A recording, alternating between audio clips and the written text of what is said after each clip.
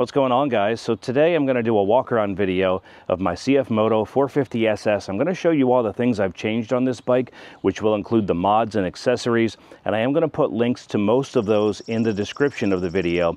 Now there are some links that don't work, so I will kind of clue you in on the links that I don't have and tell you how to find these things for yourself. But anyway, I think I have the bike looking really good. There are some changes to it from stock, as you can probably tell just by looking at it.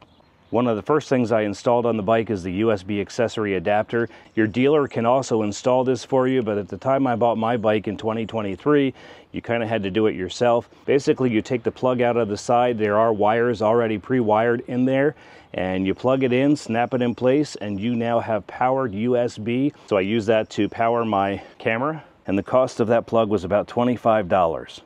I get a lot of compliments on my windscreen because it does look different from most of the ones you find online.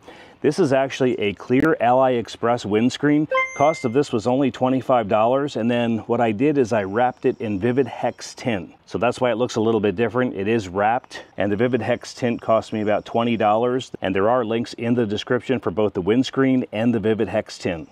I installed these awesome side protectors. They are an AliExpress item. I can't find the link anymore. They were actually fairly inexpensive. I only paid 10 bucks for them. I wish I could find the link, but I really like them because with your legs coming down from the seat, they really help eliminate scratches.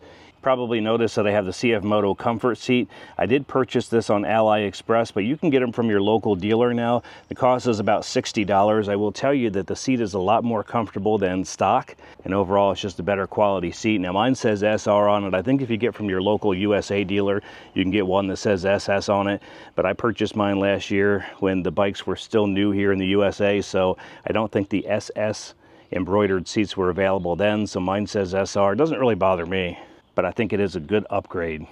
One of my recent upgrades were these rear sets that I just installed, and I have to say they really have made the comfort level of riding the bike better. They fit my feet better. I'm gonna be honest with you, I purchased them because I thought they looked cool. The first time I saw rear sets installed on the CFMOTO 450SS was down at Carnes Performance. I thought they looked really cool, so that's why I purchased them. But honestly, they are adjustable. You can see that there's different holes where you can move things all around to fit your feet and your riding position better. They are easy to install yourself, and I do have an install video on my channel. So last year I put a Fender Eliminator on my bike. It was a cheap one from AliExpress. I didn't really like it, so this year I upgraded to the Mustard Fender Eliminator. This is an Australian company. I really like it. It's better quality and fits the bike a lot better too. And it cost maybe about 140 bucks, I think. Yeah, 140 bucks. And you'll also notice that I upgraded my turn signals to Sequential LEDs. They are brand new for this year. I got those on AliExpress, and there is a link in the description if you'd like to get them for yourself. And then there's the popular Yoshimura AT2 slip-on kit. It sounds great, the build quality is great, but it does cost about $570. Last year I had the KO Lightning slip-on exhaust kit on my bike, and I had no issues with that. I just wanted to have a much better quality exhaust, and I got that with this Yoshimura. For my phone mount, I use quad lock, and I paired that with a fork stem ball mount adapter. I can't find the link for it anymore, but you can probably search on Amazon, AliExpress, Revzilla, ask your local dealer about it. It is a hex mount, so you want to get the hex mount in there, and then you want to get the quad lock ball mount, which I have a link in the description for that. That's going to cost about $30, and I also recommend buying the quad lock vibration dampener, which I have up there, and that will help keep your phone camera safe, and that costs about 20 bucks. Take a look at these tires. I put the Michelin Road 6 tires on my CFMOTO 450SS. A lot of people think that's overkill. These are expensive tires. I did get them from Revzilla. I think they're awesome. So the fronts are 110/70 R17s. They were $210. And the rears are 150/60 R17 at $245. You might also notice my swing arm spools. They came from AliExpress. They were about $5, and they say CFMOTO on them. And my wheel tape also came from AliExpress. If you have a CFMOTO, you might notice that your wheel tape is coming loose or doesn't stick well. These are a better quality adhesive, and they stick on really nice. And I have a $10 kickstand extender down there, which helps support the bike if you're on a soft surface or gravel. Works really nice for that. I don't know if you call this a mod or an accessory, but I have those little CFMOTO wire ties.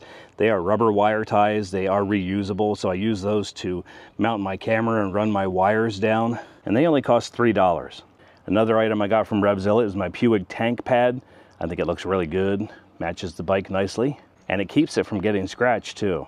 Those wire ties do mount the wires that I use for my Insta360 X4, so I have just upgraded. Before that I was using the X2, so I expect good things out of it. And I have the camera mounted with the Insta360 motorcycle clamp, and I have it right on my stock for my mirrors and my turn signals. Then I also have a link to the aluminum stick that I have my camera mounted on. I like this better than the invisible selfie stick, and it is still invisible, but this works better to run my wires down through and use my wire ties to hide everything. And then down here I use the DJI wireless mic adapter, so I put a mic in my helmet and then it transmits to that wirelessly, and then the wire of this, you can see that white wire travels right on up through, goes into the Insta360 mic adapter, so I have wireless mic in my helmet.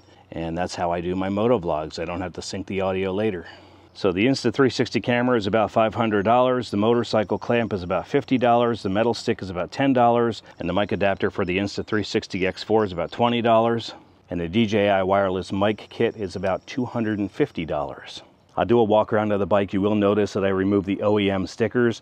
I added my RobSolutely sticker up there, and then I added some of my own blue accent stickers. I think the bike looks more clean without all the stickers on it, but I do feel that it needed a little bit of something on there. Unfortunately, I would have completely removed the sticker up here on the tank, but they clear coat their own sticker on there, so I just kind of did my own thing there.